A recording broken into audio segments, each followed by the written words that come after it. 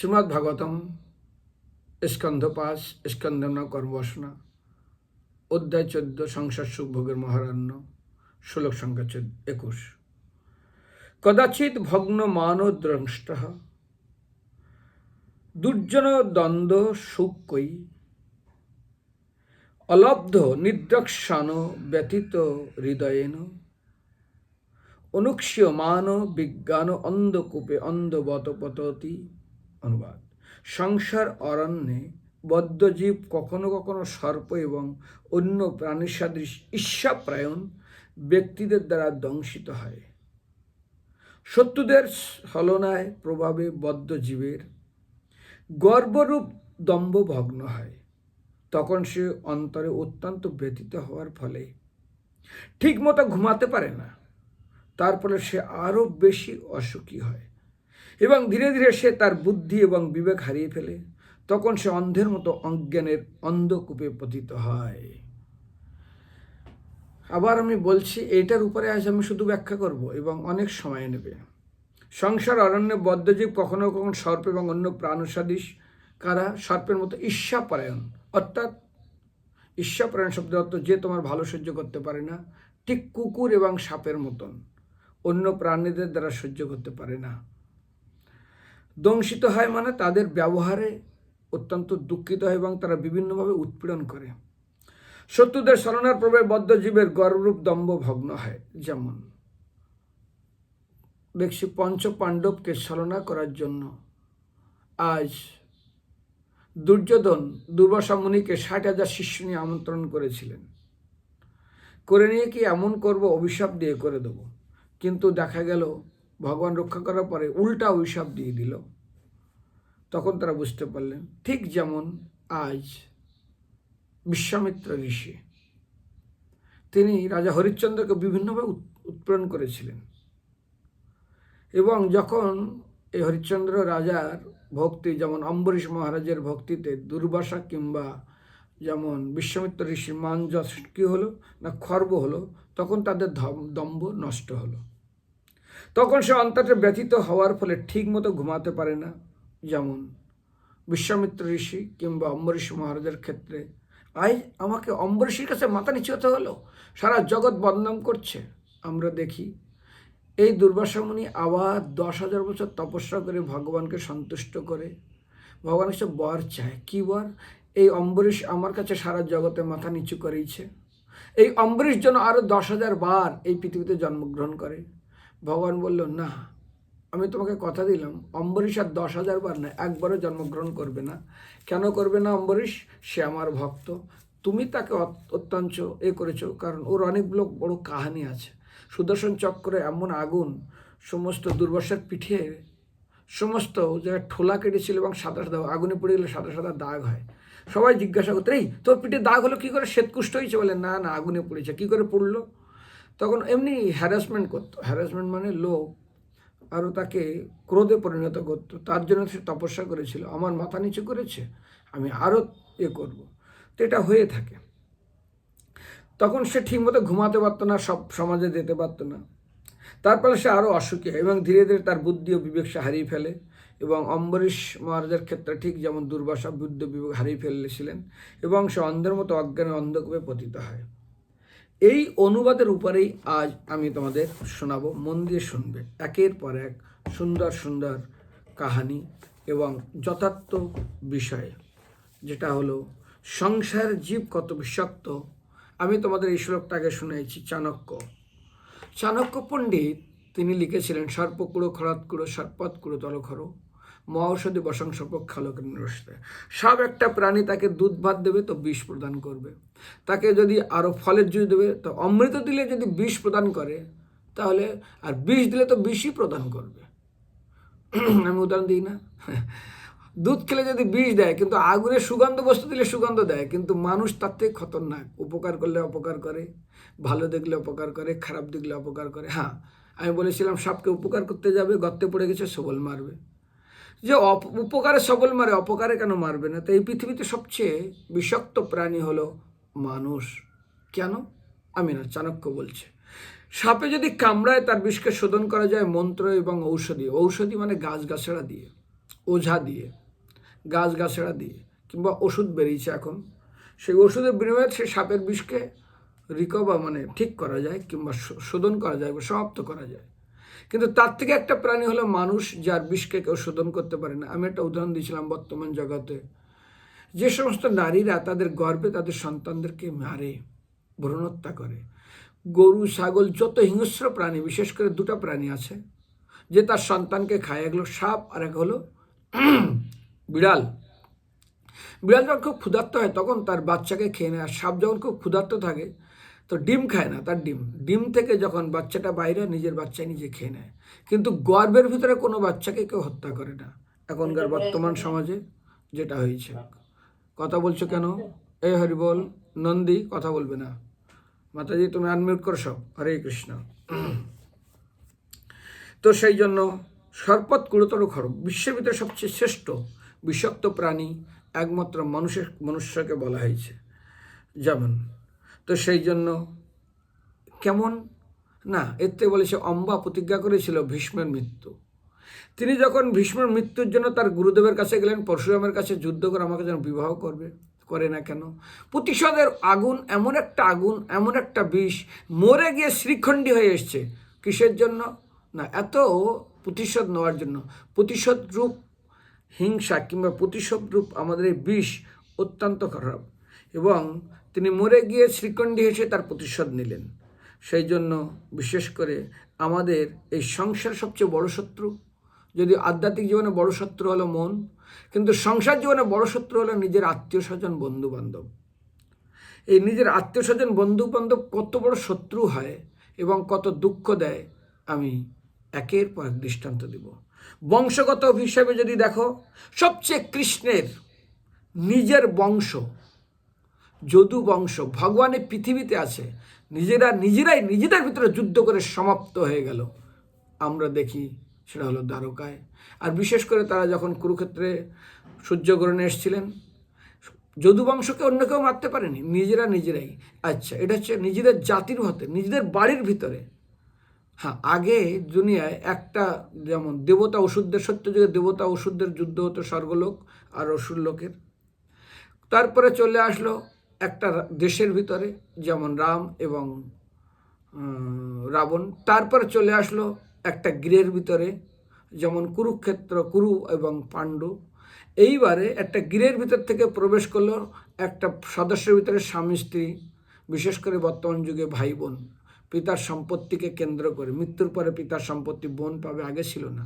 পিতা অনেক টাকা খরচ করে মেয়েকে বিবাহ দিত, অনেক কিছু দিত, কিন্তু এখন নিয়ম করেছে পিতার সম্পত্তি মেয়েও পাবে। প্রত্যেকটা পরিবারে ভাই বোন চিরশত্রুতে পরিণত হয়েছে, যেটা আমি পরে বলবো। ব্যক্তিগত যদি দেখি, সেটা হলো কুরু পাণ্ডব। অরিজিনাল সম্পদ হলো যুধিষ্ঠির মহারাজ পাবে, কেন রাজা পাণ্ডু। কিন্তু পাণ্ডু চলে যাওয়ার পরে তাকে সামান্য কিছুদিনের জন্য রাখা হয়েছিল রাজ্যের, কেন যত সময় যুধিষ্ঠির মহারাজ তৈরি না হচ্ছে। কিন্তু দেখা গেল এমনভাবে ধরলো রাজ্য দিবেই না।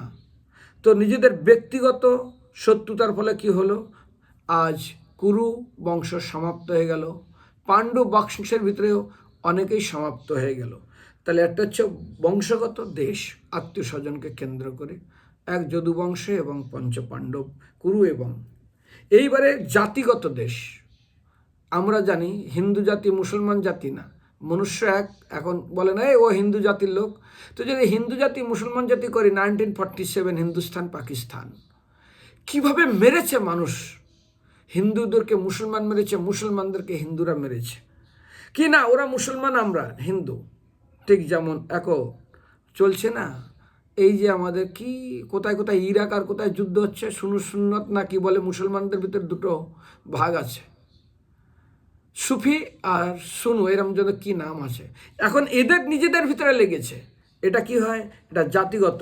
ওরা ওই মুসলমান জাতি, আমরা এই মুসলমান জাতি। হিন্দু মুসলমান তো লাগলো কি লাগলো। ঠিক যেমন আমরা দেখি হিন্দুদের ভিতরে মহাপ্রভু যখন প্রচার করছিলেন, এই প্রচার দেখে সমস্ত ব্রাহ্মণের তরফ ঈর্ষা প্রমাণ হয় হিন্দু জাতির ভিতরে, এবং তারা কাজীর কাছে গিয়ে কমপ্লেন করে, এবং কাজীর লোক দিয়ে ভেঙে দেয় সমস্ত সব কিছু। হরিদাস ঠাকুর হরিনাম করছে মুসলমান জাতির ভিতরে, তাদের পেস্টিজে লেগে গেছে। তখন হনুমান বলছে, বেটা তুমি মুসলমানের হরিনাম করছো? বলছে, আমরা তো হাজার হাজার হিন্দুকে মুসলমান করছেন জবরদস্ত। তো কত হাজার হাজার তো আছে হিন্দু থেকে মুসলমান করেছেন জোর করে, আর আমি একজন শুধু হিন্দু হতে চাইছি, তো আপনার অসুবিধা কোথায়? বলে, এমন শিক্ষা দিব তোকে, তোকে দেখার পর কোনো মুসলমান সাহসও করবে না কোনোদিন হিন্দুদের ভগবানের নাম করার জন্য। যাও, ওকে 22টা বাজের পিটিয়ে মারো, ব্যাস। এটা হচ্ছে মুসলমানের ভিতরে, হিন্দুর ভিতরে যেমন ব্রাহ্মণ আর অন্যান্য জাতি ধর্ম মহাপ্রভুর ক্ষেত্রে আমরা দেখি। এরও অনেকগুলো দৃষ্টান্ত আমি দেব। যেমন মহাপ্রভুর বড় ভক্ত হলো সুবুদ্ধি খান রাজা, এবং তাকে কারোয়ার পানি পিলানো হয়, মানে পান করে তাকে মুসলমানে পরিণত করা হয়। তার সব কিছু করে সে পরে বৃন্দাবনে যায় এবং মহাপ্রভুর দর্শন করে এবং তিনি হরিভজন করেন। তো ঠিক সেরকমই আমরা দেখি এই জিনিসটা আসছে কোথা থেকে না, বিশেষ করে আবার হিন্দুদের ভিতরে অনেক আমরা যদি দেখি, এই ব্রাহ্মণরা হিন্দুদের কিনা অত্যাচার করেছে। এমনকি রূপ সনাতন তিনি মুসলমান রাজার কাছে কাজ করেন বলে তাকে মুসলমান বলা হয়, তাদের সমাজচ্যুত করা হয়েছে। না, তুমি মুসলমানের ওখানে দরবারে কাজ করছো, তুমি মুসলমান হয়ে গেছো। তো এইভাবে সমাজে কি যে অত্যাচার করেছে এই ব্রাহ্মণরা নিজেদের ভিতরে। যেমন কুকুর বিড়ালের তো যুদ্ধ আমরা দেখি, কুকুর বিড়ালকে সহ্য করতে পারে না, বিড়াল কুকুরকে সহ্য, কিন্তু কুকুর যে কুকুরকে সহ্য করতে পারে না, এটা হলো জাতিগত দেশ। বিশেষ করে আমরা দেখি এই চাপাল গোপাল, সে ব্রাহ্মণ, শ্রীবাস ঠাকুর ব্রাহ্মণ, শ্রীবাস হরিভজন করছে, চাপাল গোপাল অখাদ্য কুখাদ্য, তারপর মদ, তারপর মাংস, মায়ের পূজার সমস্ত সামগ্রী নিয়ে শ্রীবাসের বাড়িতে ফেলে দিয়ে এসছে। আর লোক বলছে, দেখছো এরা ভণ্ডামি করে, এরা কালীর পূজা করে রাত্রে, আর দিনের বেলা হরিবল করে। এইভাবে তার পিছনে পড়ে যায়। তো সেই জন্য আমাদের ভিতরে ও তো ছেড়ে দিন, এই দেশটা গুরু শিষ্যের ভিতরে হয়। আজ রামানুচার্য আর তার গুরুদেব হলো যাদব প্রকাশ। তো যাদব প্রকাশ ব্যাখ্যা করছেন শাস্ত্রের ভগবানের চোখটা কেমন। তো তিনি এমন একটা ব্যাখ্যা করেছে যে বানরের পাছা যেমন লাল থাকে ওই রকম লালের মতন। তো এটা শুনে রামানুচার্য চোখ দিয়ে জল পড়ছে, বলে, তুমি কান্না করছো কেন? বলে, গুরুদেব আপনি একই ব্যাখ্যা করছেন। পদ্ম ফুলের যে পাপড়ি যে হয় লাল পদ্ম, তার পাপড়ির যে রং তিনি ব্যাখ্যা করলেন, বানরের পাছার মতো লাল না। যখন দেখছে আরে আমার, তখন যাদব প্রকাশ দেখছে আমার এই যুক্তিকে খণ্ডন করছে, এ তো ভবিষ্যতে বিশাল বড় প্রকাণ্ড পণ্ডিত হবে, আরে এ যদি বেঁচে থাকে তাহলে আমার মান সম্মান সব মাটি হয়ে যাবে, নে একে মারার কৌশল করি। তখন অনেক যুক্তি করে তারা কাশী বিশ্বনাথের দর্শন করবে বলে রওনা হলেন। দক্ষিণ ভারত থেকে, কাঞ্চিপুরম থেকে কাশীপুরে আসছে। ব্যাস রাস্তায় তারা ঠিক করলেন যখন রামানুচার্য ঘুমাবে তখন আমরা কি করব, ওকে ছেড়ে দিয়ে এই জঙ্গলের মধ্যে দিয়ে আমরা পালিয়ে যাব, ও ঘুমিয়ে থাকবে, তারপর আমাদের খুঁজে পাবে না, বাঘ এটাকে খেয়ে নেবে, আমার আর পাপ লাগবে না। হে ভগবান। যাই হোক, কিন্তু এটা তার এই রামানুচার্যের এক রিলেটিভ ছিল, যে ছিল পিসিমার ছেলে, না যাক এরকম একটা সম্পর্ক, সেটা শুনেছিলেন, রামানুচার্যকে জানিয়েছিলেন। তবু তো বাচ্চা ছেলে ঘুমিয়ে গেছেন, এরা ছেড়ে চলে গেছেন। পরে শিব আর লক্ষ্মী নারায়ণ তারা ভিল আর ভিলিনীর রূপ ধারণ করে তখন রামানুচার্যকে তারা আবার নিয়ে চলে আসে। এর বিশাল বড় কাহিনী আছে। তো গুরু শিষ্যের ভিতরে এরকম, যেমন আমরা দেখি, যদিও তোমাদের খারাপ লাগবে, ভক্তি সিদ্ধান্ত প্রভুপাদ যখন এই জগতে ছিলেন তখন শিষ্যদের ভিতরে এমন ঝগড়া লেগেছিলেন, কে গুরু হবে, কে হবে। তখন ভক্তি সিদ্ধান্ত প্রভুপাদ 1936-এ দেহরাগার আগে প্রভুপাদকে রাধাকুণ্ডে বৃন্দাবনে বলেছিলেন, দেখছো আমার গৌরী মঠে আগুন লাগছে, সত্যবান দেশরূপ আগুন আমার গৌরী মঠকে পুড়িয়ে ছারখার করে দেবে। ঠিক ভক্তি সিদ্ধান্ত প্রভুপাদ চলে যাওয়ার পরে শিষ্যদের ঝগড়া হয় এবং গৌরী মঠ টুকরা টুকরা হয়ে যায়। কে বলেছিলেন? ভক্তি সিদ্ধান্ত প্রভুপাদ। আমরা দেখি গুরু শিষ্যের ভিতরে ষণ্ডমর্গ। প্রহ্লাদ বুঝাচ্ছে হরি কথা যে গুরুদেব এটা, ষণ্ডমর্গ বলছে আমি যেটা বলছি সেটা তুমি মানো। তখন তারা কি করলেন? কীর্তা উৎপন্ন করলেন। কীর্তন উৎপন্ন করে প্রহ্লাদকে পুড়িয়ে মারার চেষ্টা করলেন। তখন যাই হোক, কীর্তা তো মরল না, তারপরে ষণ্ডমর্গই মরে গেল, প্রহ্লাদ তো মরল না। তো গুরু শিষ্যের ভিতরে যদি এইরকম হতে পারে আর কি বলবো। তো সেই জন্য মীরাবাইয়ের নাম শুনছো কি জানি না, মীরাবাই তিনি হরিভজন করেন, তার কুলগুরু এসে বলছে, মীরাবাই তোমাকে এটা খেতে হবে। কী খেতে হবে? তার চরণামৃত বিষ লাগিয়ে দিচ্ছে, এটা তোমাকে খেতে হবে। ওকে মারতে চাইছে, বিনাইজারের ভিতরে বিষ আছে, কিন্তু গুরু বলছে হ্যাঁ আমার উপরে গুরুগিরি, আমাকে টেক্কা দিচ্ছকে মেরে দাও। এবং স্বয়ং গুরুদেব তার শিষ্যাকে বিষ প্রদান করে মারার চেষ্টা করলেন। যেমন আমরা ভক্ত বিশ্বম্বর জগন্নাথপুরীতে তিনি বিবাহ করেন এবং তার শ্বশুর শাশুড়ি বা সবাই মিলে কি করলেন না বিশ্বম্বরকে কি করলেন না বিষ দিয়ে মারার চেষ্টা করলেন।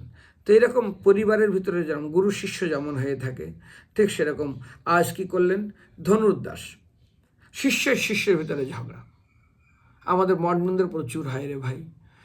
যেমন একসময় ধনুর্দাসের একটা কাহিনী আছে, তোমরা জানো কি জানি না আমি। রামানুচার্য তিনি কি করছেন, একবার কোনো একটা শিক্ষণীয় বিষয় করে সৈন্য ব্রহ্মচারীদের ঘরে গেছেন, এর কপিন ছিঁড়ে দেয়, তার কপিন ওখানে রেখে দেয়, এর কাপড় ওখানে রেখে দেয়, এরকম করেছিলেন। এরকম করার ফলে এই শিষ্য বলে আমার কাপড় কে হাত দিল, ওই শিষ্য বলে আমার আশ্রম আমার কাপড় কে হাত দিল, ওই শিষ্য মানে এমন ঝগড়া শুরু করেছে। রামানুজ কি হলো কি, তখন গিয়ে শান্ত করলেন। শান্ত করার পরে রাত্রে তিনি বললেন ধনুর্দাস হলো একজন ধনী শিষ্য। শিষ্যদেরকে বললেন ওই ধনুর্দাসের বাড়িতে আমি ধনুর্দাসকে আমার এখানে রেখে দেবো, হরিকথা বলবো রাত্রে, তোমরা কি ওর বাড়ি থেকে চুরি করবে, ওর প্রচুর পয়সা আছে, আমার পয়সার দরকার। এটা লীলা করলেন।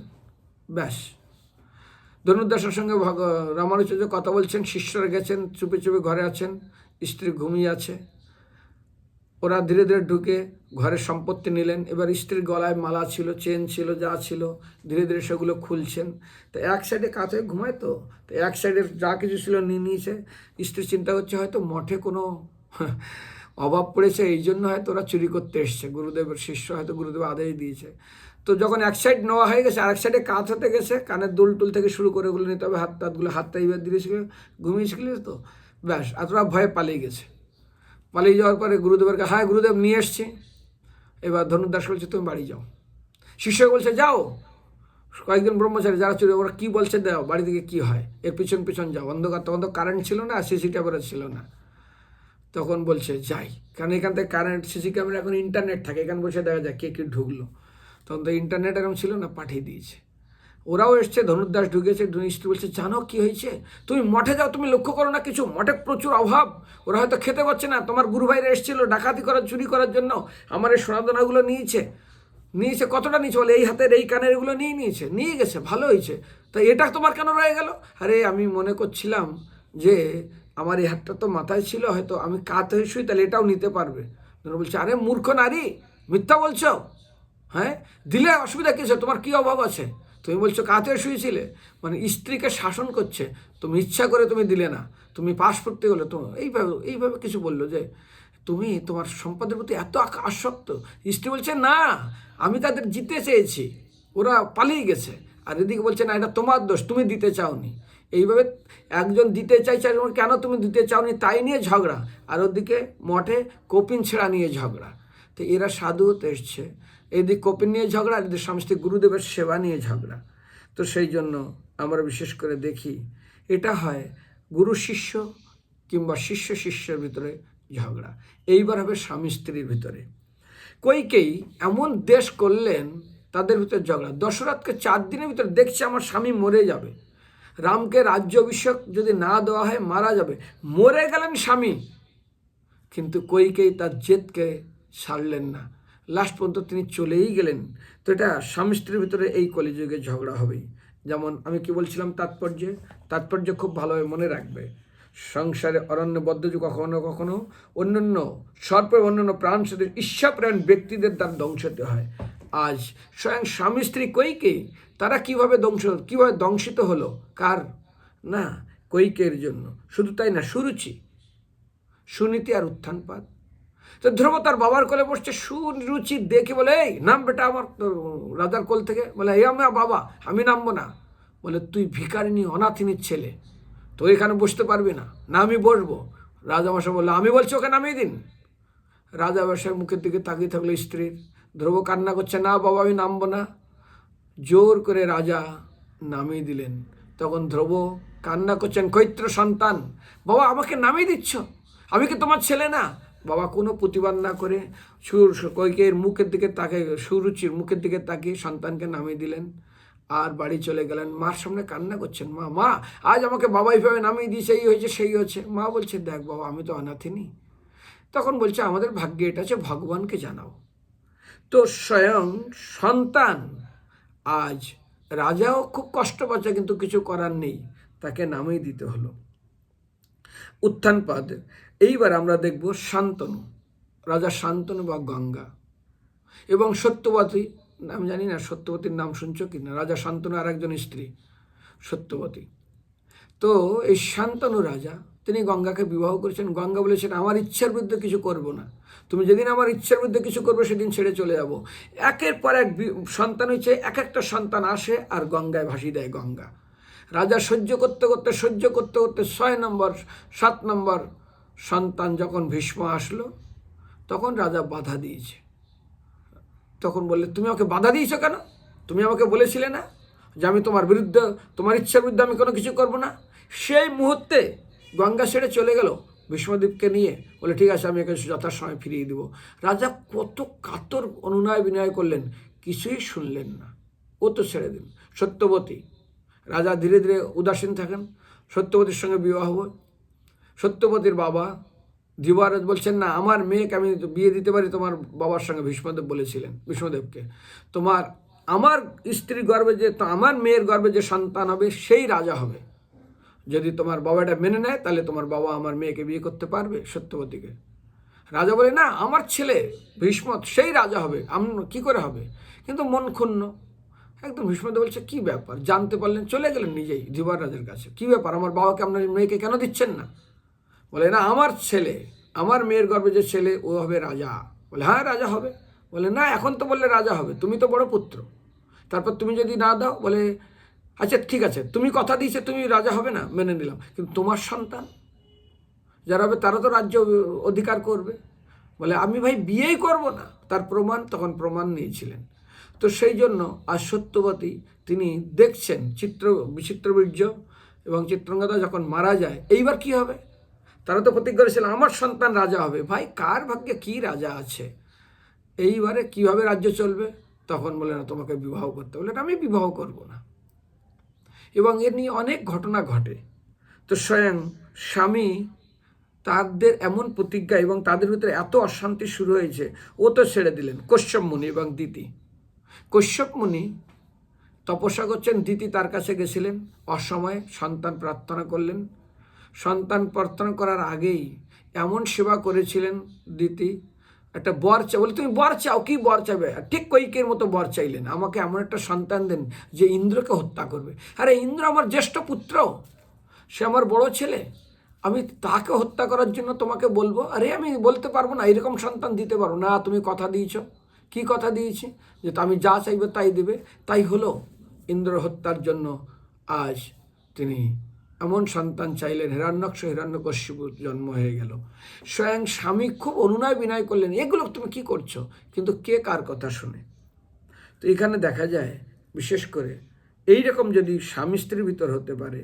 উর্বশী, তিনি রাজা পুরুরবাকে ছেড়ে যাচ্ছেন, রাজা অত্যন্ত দুঃখিত হয়ে গেছেন, কিন্তু উর্বশী বললেন তুমি পাগল নাকি, তুমি আমাদেরকে চিনো? এবং কিছু উপদেশ সেখানে দিয়েছিলেন, সেখানেও অনেক কষ্ট হলো। ও তো ছেড়ে দিন। স্বামী স্ত্রীর ভিতরে সবচেয়ে বড় হলো দেবযানী শর্মিষ্ঠা আর যজাতি। যদু মহারাজ, যজাতি না, যদু মহারাজ, তিনি একদম মানে শুক্রাচার্যের মেয়ে দেবযানী, একদম বলে দিলেন তুমি বৃদ্ধ হয়ে যাও। আরে স্বামীকে বৃদ্ধ কেন? না তুমি কেন দেবযানী বললো, তুমি কেন শর্মিষ্ঠার গর্ভে সন্তান উৎপাদন করলে? তাই নিয়ে এমন রেগে গেলেন এবং তাকে অভিশাপ পর্যন্ত দিয়ে দিলেন বাবাকে ডেকে দিয়ে, এবং বাবার বাড়ি চলে গেলেন। তারপরে অনুনয় বিনয় করে অনেক কিছু করে তারপর নিয়ে আসলেন।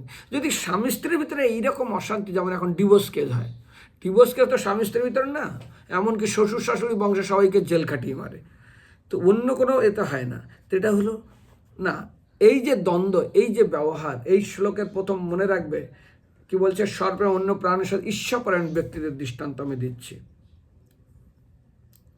আমাদের আরও আছে, দেখো রাজা বেন, মাদার সঙ্গে রানী। তোমরা জানো না বর্তমান যুগে সবচেয়ে দেশ, স্বামী স্ত্রীর দেশের এই ডিভোর্স কেস এবং ঘরে ঘরে। এটা দোষ কাকে দিব? এক তো বাবার একটা মেয়ে, বাবা যা চাইছে তাকে দিয়েছে, স্বামীর ঘরে গিয়ে চায় না পেলে ওর ঘরও করে না, তারপর যে প্রায় পরিবারে অনেকে আসে বিবাহের জন্য প্রভু, প্রায় বিবাহ করলো, তারপর দুদিন পরে আমি কয়েকদিন আগে একজন সে এত কমপ্লেন করছে, হ্যাঁ প্রভু আমার ছেলেটাকে বিবাহ দিল, এমন একটা মেয়ের সঙ্গে বিয়ে দিল, এই দিল সেই দিল, আমি দিয়ে খুব চিল্লাচ্ছে মন্দিরে। আমি বললাম মাতাজি আমি কি এই বিষয়ে কিছু জানি না, তো কে দিয়েছে উনি, তো ওনাকে গিয়ে বলুন না, উনি শোনে না, তা আমার কাছে কেন আসছো? উনি শোনে না তো আমার কাছে কেন এসছো? তো বলছে না আপনারা আলোচনা করুন, এইরকম কেন করলো সেই করলো, মানে বাড়ির ঝগড়া আমার মাথার উপর দিচ্ছে, উৎকট ঝামেলা। বিয়ে এদিকে বিয়ে দেওয়ার জন্য ছটপট করে, আর যা বিয়ের পর আর টেকতে পারে না, তারপর আরও জলে পড়ে খায়, তারপর এখন ডিভোর্স কেস, এই কেস সেই কেস। এরা ভক্ত হতে এসে যদি এইরকম হয় তাহলে কি করে হবে? এইবার হবে কলিযুগে ভাই বোনের সম্পত্তি।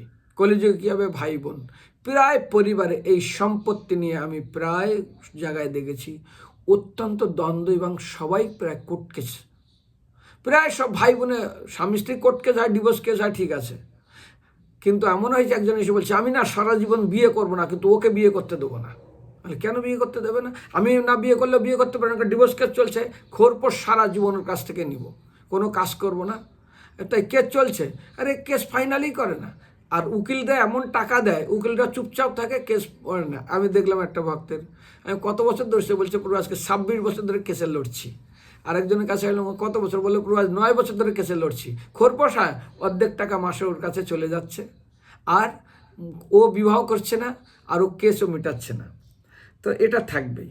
বিশেষ করে আমরা দেখবেন ভাই ভাই, আজ বিভীষণ আর রাবণ, নিজের ভাই, তুমি রামের পক্ষে গেছো, এমন কটু কথা বললেন, এমন কিছু বললেন, ভাই ভাই দ্বন্দ্ব, ভাই ভাই প্রচণ্ড বিদ্বেষ, এবং এমন ব্যবহার করা ধরলেন যেমন এ তো নিজের ভাই, কুরু পাণ্ডব তো জাত্যিত করতে তো ভাই।